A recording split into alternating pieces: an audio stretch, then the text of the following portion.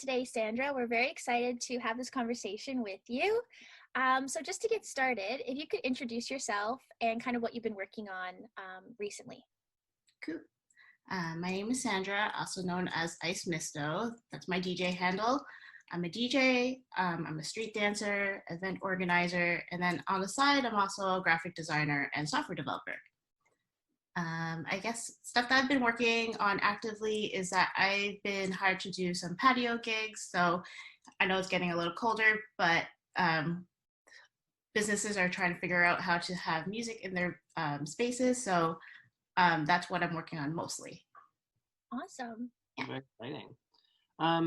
And you are working with Parks and Rec. Are you able to go into a little bit more detail about your relationship with Parks and Rec and what your programming is like with them?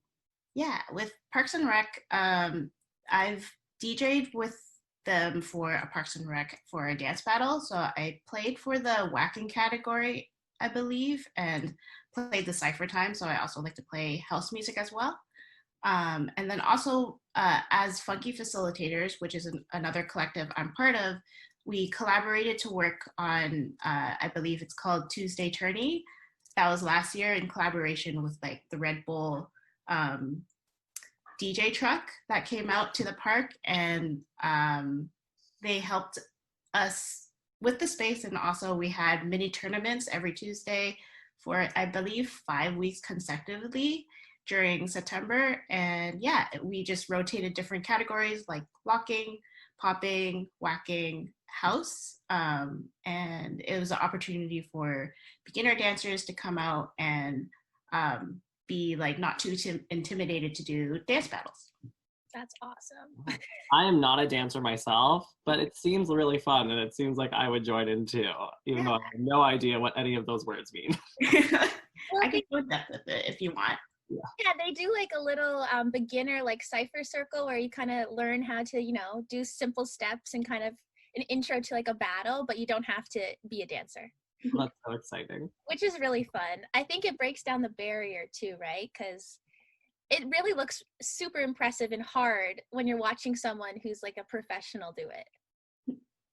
Yes, for sure. Yeah. So I guess what I want to ask then is, what do you think the importance of engaging with the community online, since we couldn't be in parks or in person this year? So I want to know how your programming has looked, like for yourself, your own practice online. Mm-hmm. During lockdown, we're trying to figure out ways for people to still dance at home in their limited space. So we've tried doing the Twitch thing where the online platform that mostly people use to project like a DJ set. And then we also had the Zoom link available for dancers to participate. And every so often it'll rotate dancers as showcase. So like I'd be DJing in like one frame of the camera and then another frame was a dancer showcasing. And it was kind of recreating a Cypher experience, which helped me as a DJ because I realized during lockdown that it was really hard to DJ without seeing the engagement between my music and the dancers. So the Zoom link really helped to see if I'm like on track in terms of the vibe, I guess. And then also like dancers got to be able to see other dancers to vibe off of them as well. So they're not just like listening to a mix in their living room by themselves. They could actually see the engagement with each other and hyping up each other up. So that was really nice. It's still not the same as in person, of course, but we were trying to recreate that in some way before. Another way is also sharing other folks from around the world on like their classes, whether it's in our personal account or through our like social media account, just like to share that other people are also doing other things, and also maybe they haven't discovered other dancers as well. Mm-hmm. And I think too, like a lot of artists have been putting out free classes and content. So this is the time to like be engaging with all that stuff, which it is harder because you're not in person, but still great. Yeah. If you could speak about your experience actually on the patios, like in person, how has that changed since COVID? Well, my first initial thought is that I'm like a little bit scared because I'm asthmatic. So it's like Oh, yeah. I take it pretty seriously. I always ask what the venue are doing to protect not only their staff, but other people. So one is like a lot of them are enforcing the 6 feet. Everyone's wearing masks if they're inside. The volume are usually a lot lower.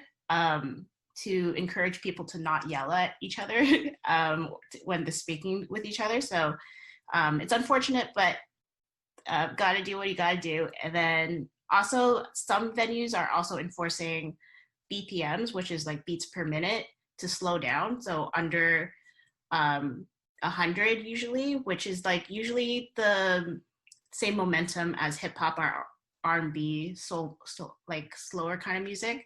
That way it doesn't encourage dancing because unfortunately dancing is not legal technically.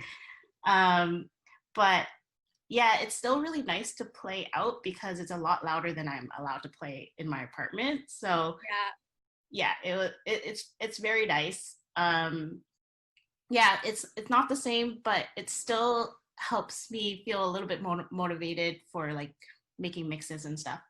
Mm-hmm. Yeah, I'm kind of jumping off of being motivated. What has inspired you during this time of COVID to keep making music while also being indoors? Because I know some artists they definitely hype up, press that like button or send me emojis just to give me some sort of feedback. What are your methods to get inspired while being at home?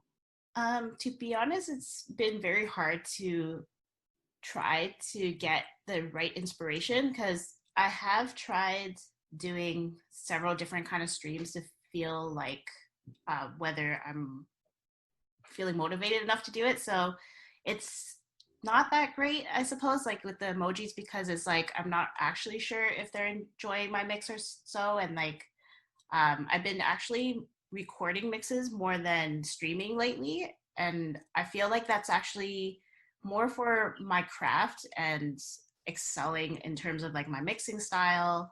I'm using my turntables a lot more, so I'm trying to like scratch a lot more. So I'm using this opportunity more of like elevating my skills rather than engagement. So when everything's safe again, I would hope that I've leveled up in my craft.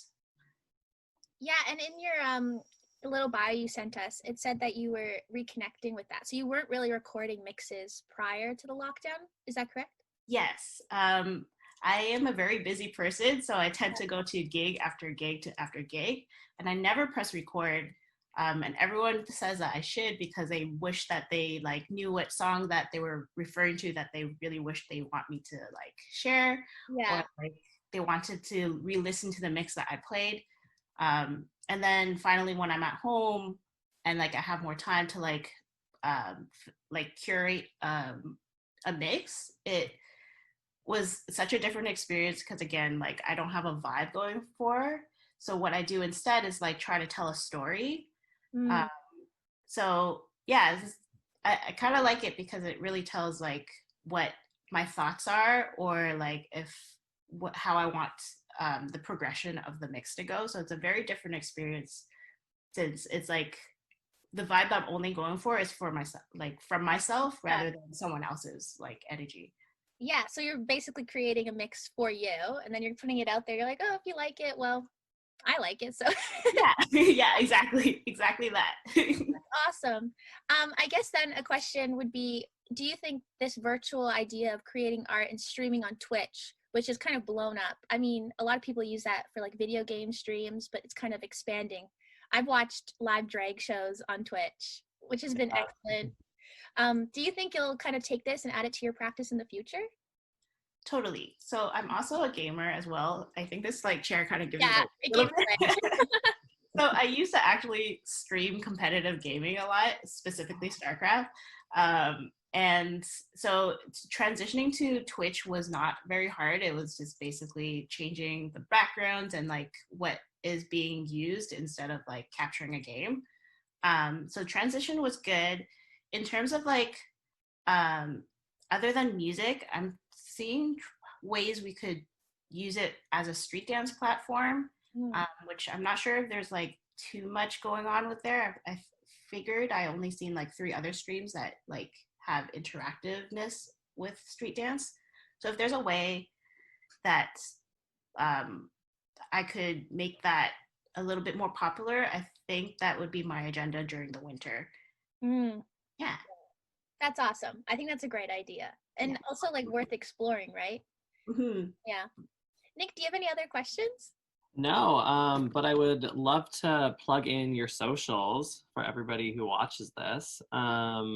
It's Iced Misto Please on Mixcloud, SoundCloud, Instagram, and Facebook. Am I right? Yes, that's perfect. Amazing. Yeah, please give them a follow. Amazing work that you're doing. Well, thank you. Yes, thank you for chatting with us today.